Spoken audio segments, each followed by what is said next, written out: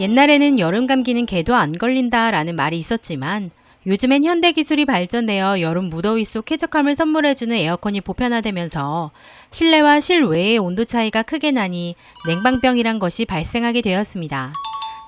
냉방병이란 어떤 질환을 가리키는 용어라기보다는 감기와 유사한 증상을 나타내는 여러 질환군을 총칭하는 증후군의 일종이라고 말할 수 있다고 전문가들은 얘기합니다. 과도한 실내외 온도 차이로 신체가 큰 온도 차이를 적응하지 못하게 되면서 자율신경계 이상으로 인하여 냉방병이 생기게 되는 것이라는데요. 자율신경계는 긴장하면 땀이 나는 것처럼 우리가 의식하지 않아도 저절로 이루어지는 것들로 심장박동이 상황에 따라 달라지는 것, 더우면 땀이 나는 것, 이런 것들이 다 자율신경이라고 합니다.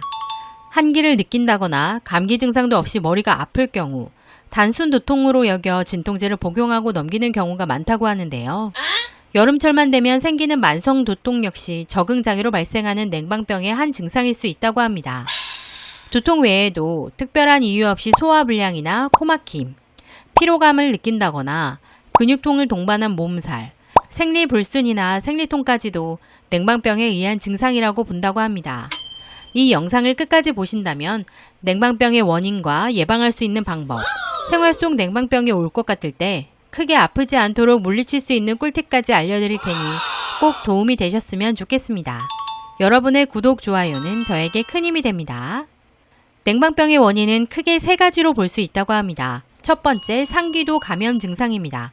상기도 감염은 코, 인두, 후두, 기관 등 상기도 감염성 염증 질환을 의미합니다.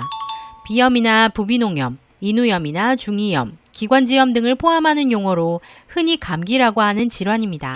에어컨은 공기 중 수분을 응결시키기 때문에 습도가 낮아지고 호흡기 점막이 건조해지면서 세균 저항력이 떨어지게 되면서 감염이 되는 거라고 합니다. 두 번째, 레지오넬라균이 원인입니다. 에어컨의 냉각수나 공기가 세균에 오염이 되면서 냉방기를 통해 여러 사람들에게 감염을 시키는 것을 말하는데요. 이 세균의 경우는 레지오넬라라는 이름을 가지고 있고 일종의 감염성 질환으로 봅니다. 냉방기 내에서 잘 서식하면서 면역력이 낮아진 사람에게 주로 감염되므로 정기적으로 에어컨 필터를 청소하거나 교체해서 냉방기의 청결 상태를 유지하는 것이 가장 좋은 방법이라고 하네요. 세 번째는 밀폐 건물 증후군입니다. 빌딩 증후군의 일종으로 볼 수 있고 시원한 실내 온도를 유지하기 위해서 환기를 제대로 시키지 않아 발생하게 되는데요. 환기를 하게 되면 냉방의 효율이 떨어지기 때문에 환기 없이 냉방기를 오래 사용하고 이 상황이 오래 노출되었을 경우에 발생하는 것으로 잦은 환기를 해줘야 되겠죠. 문제는 코로나와 냉방병, 두 질병 모두 콧물과 재채기, 인후통을 동반하고 열이 나는 등 증상이 비슷해서 구분이 어렵다는 점입니다. 전문가들은 근육통이나 몸살을 동반하거나 편두염이라든지 임파선이 부었다든지 그런 원인 없이 열이 나는 경우 코로나19 검사를 꼭 같이 받아보라고 조언했습니다. 냉방병을 예방하기 위한 생활 속 주의사항은 극히 일반적입니다. 첫 번째, 실내외 온도차는 신체 조절 능력 범위인 5도씨를 벗어나지 않는 것이 중요하다고 합니다. 절대적인 실내 온도를 유지하기보다는 그날의 날씨에 따라서 실내외 온도차를 5도씨 이내로 유지해주세요. 두 번째, 찬 공기가 직접적으로 신체에 닿지 않도록 해주고 긴 소매나 얇은 겉옷을 준비합니다. 세 번째, 두네 시간마다 5분 정도 창문을 열어서 실내 공기를 환기시켜줍니다. 네 번째, 맨손 체조나 가벼운 근력 운동을 수시로 해주어 혈액순환을 도와줍니다. 다섯 번째, 과로와 수면 부족 등 면역력이 떨어지지 않도록 주의해야 합니다. 이처럼 냉방병의 예방법, 여기서 끝난다면 건프로가 아니죠. 남들은 덥다는데 나는 몸에 한기가 느껴진다 할 땐 몸을 따뜻하게 해주는 생강차가 도움이 된다고 하는데요. 생강차의 매운맛은 체내 신진대사를 촉진해서 몸을 따뜻하게 해주므로 몸 컨디션을 좋게 해주기 때문이라고 합니다. 여기서 또 하나 팁. 생강차도 없고 머리가 띵하고 으슬으슬 감기 기운이 있는 것 같다 할 때 눌러주면 좋은 혈자리가 있다고 합니다. 바로 대추혈인데요.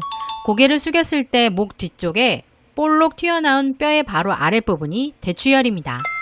공기가 환기되지 않은 상태에서 에어컨이 돌아가기 때문에 폐랑 기관지에 치명적이라 이 대추혈을 지압해주면 폐의 기운을 강화하는 데 도움을 준다고 하니까 냉방병 증상이 있는 것 같다 하실 때 목 뒤에 위치한 혈자리에 자극을 주어 봅시다.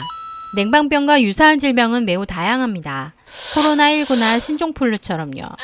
기침이나 인후통, 콧물과 두통, 발열과 오한, 근육통 등 전신질환을 동반합니다.